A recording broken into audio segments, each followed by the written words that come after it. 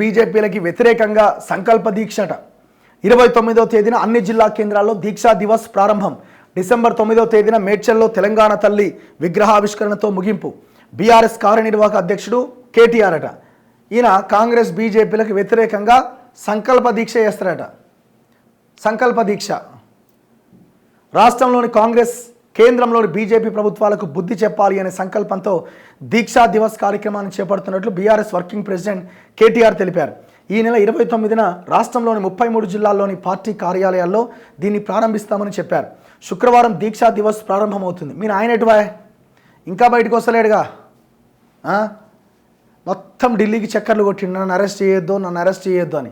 కాంగ్రెస్ వాళ్ళని కూడా కలిసిండట. వాళ్ళు కూడా కలుస్తారు. ఏం వాళ్ళు ఏమైనా ఇదా, వాళ్ళేమి డబ్బులు తీసుకోకుండా వాళ్ళు ఏమైనా స్వచ్ఛంగా ఉన్న మనుషులైతే కాదు కదా.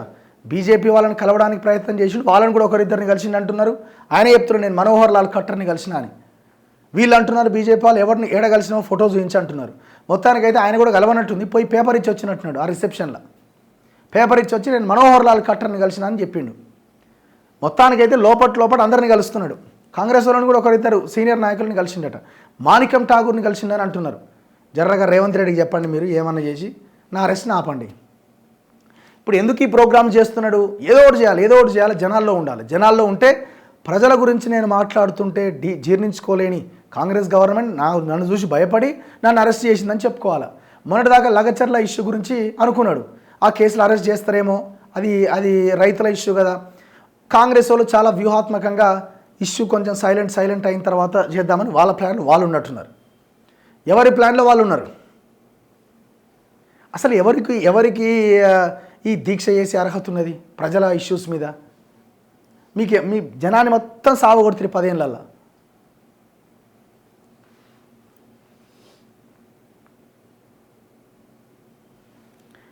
ఆమరణ దీక్ష రాదు ఢిల్లీకి పోయి జనాలు వేడి పాదయాత్ర అంటే ఎటుపోయి నీ పాదయాత్ర? నేను పాదయాత్ర స్టార్ట్ చేస్తా అంటివి. విచిత్రం ఏంటంటే కవిత బయటకు వచ్చింది సడన్గా. దీని వెనకాల మామూలు స్కెచ్ లేదు యాక్చువల్గా. సో బేసిక్గా ఈ పార్టీలో ఏం జరుగుతుందంటే వీళ్ళ దాంట్లో అంటే వీళ్ళ పార్టీని మా ఆధీనంలోనే ఉండాలి అన్న ఈ పోరాటం ఏదైతే ఉందో దాంట్లో అద్భుతంగా అడుగులు వేస్తూ ఉన్నారు వీళ్ళు. కేసీఆర్ పాపం అయిన ఫామ్ హౌస్లో ఉన్నాడు.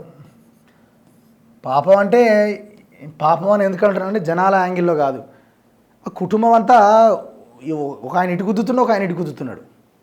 అసలు కేటీఆర్ అయితే నువ్వు బయటికే రావద్దని చెప్తున్నాడట. ఇక్కడ కేసీఆర్, ఇప్పుడు కేటీఆర్ ఉన్నాడు, ఇక్కడ హరీష్ రావు ఉన్నాడు. నేను ఏం చెప్తున్నా అంటే ఇప్పుడు కవిత ఎందుకు బయటకు వచ్చింది? కవిత ఉన్నది.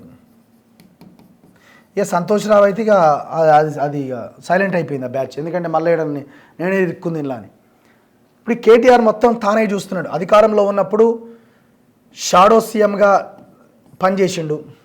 మొత్తం కేసీఆర్ అన్ని శాఖలు కేటీఆర్ ఆధ్వర్యంలో నడిచినాయి. హరీష్ రావుని కూడా పక్కకు నెట్టేసిండు. ఎవరు? మామ చెప్పింది ఆయన వింటాడు కాబట్టి, మామ మాట జవదాటాడు కాబట్టి ఈయన కూడా సైలెంట్గానే ఉన్నాడు. అంతో ఇంతో ఈ మొత్తం ఫ్యామిలీలో కొంత కష్టపడే నాయకుడు ఎవరంటే ఒక హరీష్ రావు ఒక్కడే. ఓకే, ఇప్పుడు ఈ కేటీఆర్ ఏమైంది? ఇప్పుడు జైలు వేస్తారంటారు ఈయనని. మొన్న కూడా రేవంత్ రెడ్డి అన్నాడు కదా, ఎగురు ఎంత ఎగురుతావు ఎగురు చూస్తున్నాం, అదే కేసులో నేను లోపలేస్తామని ఆయన చెప్తున్నాడు. ఈయన కూడా అంటున్నాడు కదా, ఏం బీక్తారో బీకురు, నన్ను ఏం చేస్తారో చేయరు చూస్తాను నేను కూడా అని ఈయన కూడా ఇదో ప్రోగ్రామ్ తీసుకుంటున్నాడు. ఇప్పుడు ఏం చేయాలా? ఇప్పుడు ఈయన లోపలికి పోతాడు. ఈయన లోపలికి పోతే మరి ఇప్పుడు ఈయన షాడో ప్రెసిడెంట్గా పనిచేస్తున్నాడు. ఇంతమంది ఏమో షాడో సీఎంగా, షాడో ప్రెసిడెంట్గా. సీఎం పోస్ట్ ఎగిరిపోయింది కాబట్టి ఇప్పుడు పార్టీని మొత్తం తన ఆధీనంలో ఉండేలాగా ప్లాన్ చేసుకుంటున్నాడు. ఎక్కడ హరీష్కి గ్యాప్ ఇవ్వకుండా హరీష్ ఎంటర్ అవుదాం అనుకునే లోపు దాన్ని ఓవర్కమ్ చేస్తున్నాడు. ఇప్పుడు వీళ్ళ పేర్ల మీద కూడా వీళ్ళ బీఆర్ఎస్లో కూడా ఒక్కొక్కరి మీద ఒక్కొక్క గ్రూప్ ఉంటుంది. ఇప్పుడు హరీష్ రావు మీద వ్యతిరేకంగా వచ్చే వార్తలు ఏమన్నా వస్తే కేటీఆర్ గ్రూప్లో వేసి సపోర్ట్లు కొట్టుకుంటారు. కేటీఆర్కి వ్యతిరేకంగా వచ్చే వార్తలు హరీష్ గ్రూప్లో వేసి సపోర్ట్లు కొడతారు. బాగా రాసిరు, ఎవరో రాసిరని వాళ్ళు అనుకుంటారు, బాగా రాసిరని వీళ్ళు అనుకుంటారు.